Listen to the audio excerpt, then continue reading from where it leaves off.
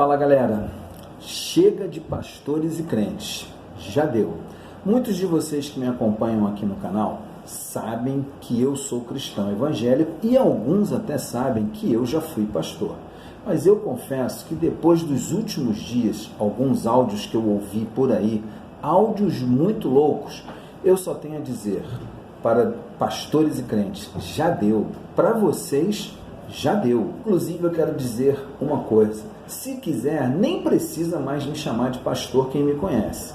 Quem me conhece e que sabe que eu já exerci essa nobre função, não precisa me chamar, porque eu não quero ser associado a esse tipo de confusão, a esse tipo de negacionismo, a esse tipo de loucura que está acontecendo no nosso país em nome da fé cristã, fé evangélica. E do que eu estou falando? Em plena crise sanitária, usar a fé cristã, usar o evangelho para enganar as pessoas, para fazer com que as pessoas abandonem a ciência, para fazer com que as pessoas se arrisquem não tomando a vacina, é uma coisa muito séria. Então, eu repito, chega. Para alguns pastores e crentes, já deu, acabou. Me acompanha nesse vídeo que a gente vai discutir esse assunto e a gente vai chegar a uma conclusão. Eu vou passar para você com a minha visão sobre isso.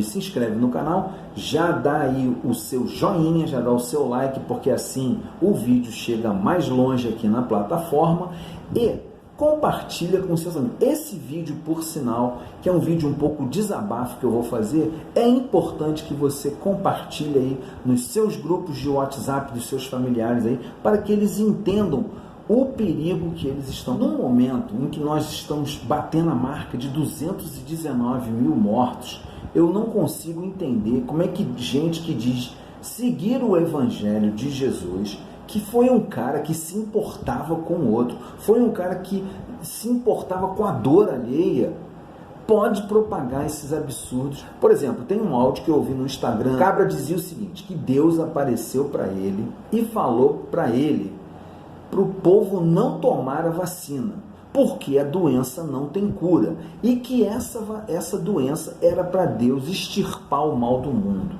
tá? Porém, esse mesmo cabra diz que Deus ia aparecer para ele, num determinado momento, para dizer o que ele precisaria fazer para ser curado. Então, é um transtorno, é um troço que transtorna. E isso sendo divulgado, irmãs e irmãos pegando o áudio para passar para frente. Tá? Então, esse é o nível de loucura. Aí deixa eu te passar mais outra aqui. Tem um outro áudio. Esse me deixou indignado, me deixou muito indignado, de um suposto teólogo reconhecido que viajou o mundo, o outro cara está falando sobre isso, que diz o seguinte, que a vacina, especialmente a vacina da Coronavac, tem um chip de controle dentro dela em forma líquida. Você já pode imaginar uma coisa, olha, nem em Dark, lá aquela série famosa do Netflix, tem uma coisa tão bem elaborada assim, um chip líquido que iria entrar dentro do DNA da pessoa e ia transformar a pessoa, talvez em jacaré, sei lá.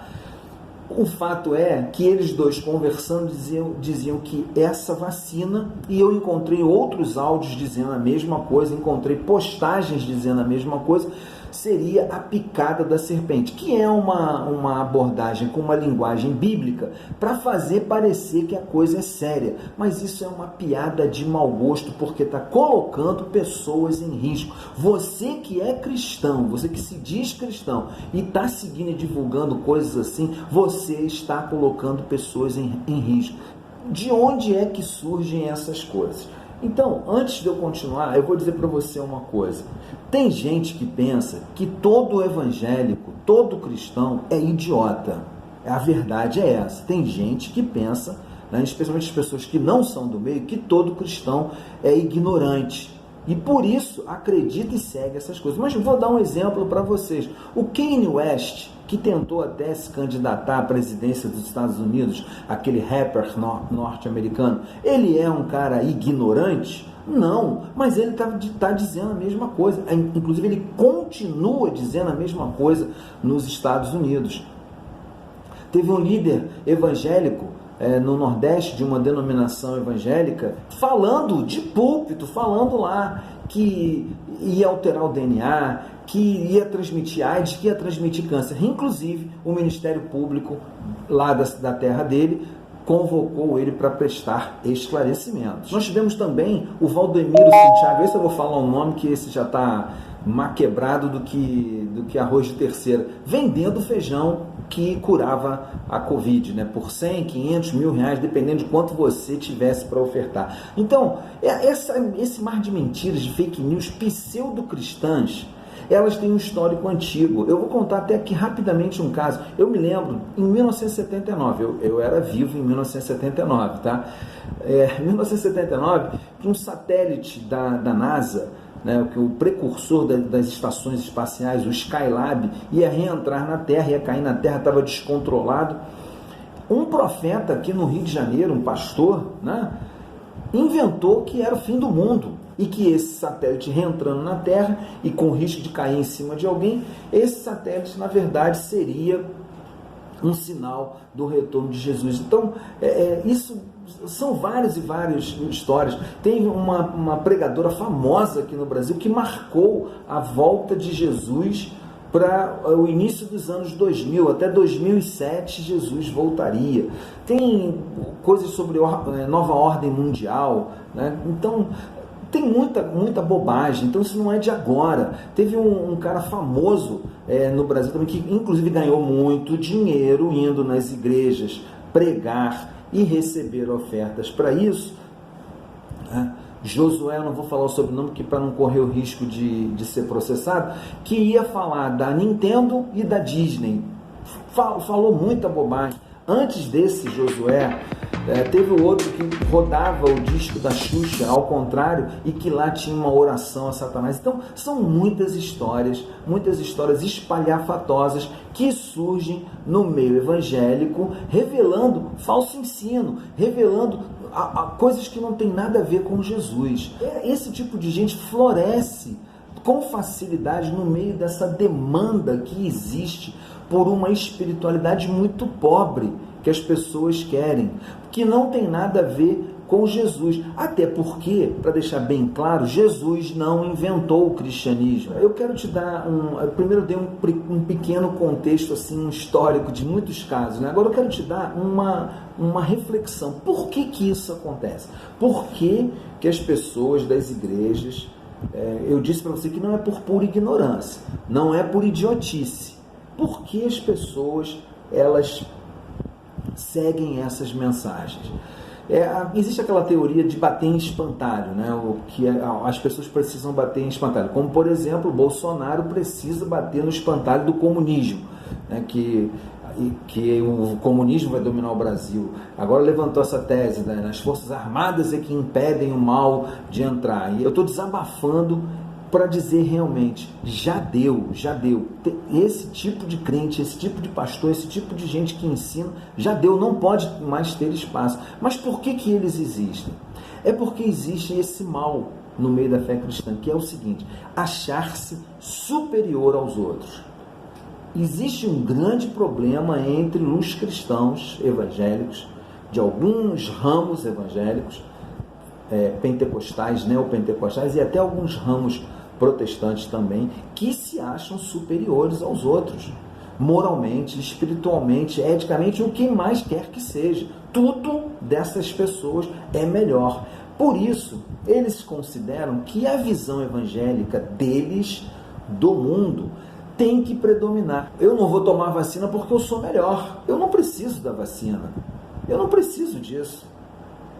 A vacina é do diabo. O diabo leva a culpa de tudo, né? Esse câncer, esse mal que está no meio da estrutura evangélica, que é nós somos melhores. Por isso, inclusive, as outras formas de percepção da vida e do mundo têm que ser dissipadas. Você entende isso? Você compreende o que eu estou querendo dizer? Esse tipo de mentalidade diz que as outras formas de percepção do mundo, inclusive a ciência, tem que ser dissipada. Ter essa superioridade, nada melhor do que atacar a diferença, atacar a diversidade. Mesmo ao custo de transformar aquilo que Jesus ensinou, que é compaixão e bondade, em lixo, jogar no lixo.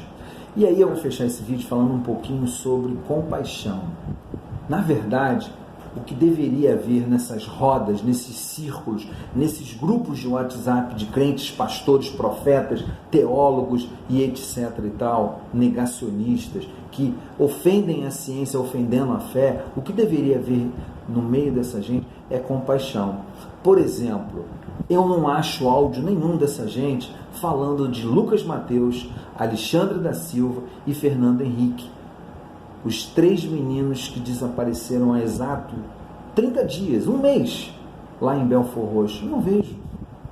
Esses profetas que recebem uma mensagem de Deus dizendo que o Covid é uma doença incurável que veio para retirar o mal do mundo, não vejo nenhum deles dizer, olha, eles estão ali, vai por aqui que vocês vão encontrar eles.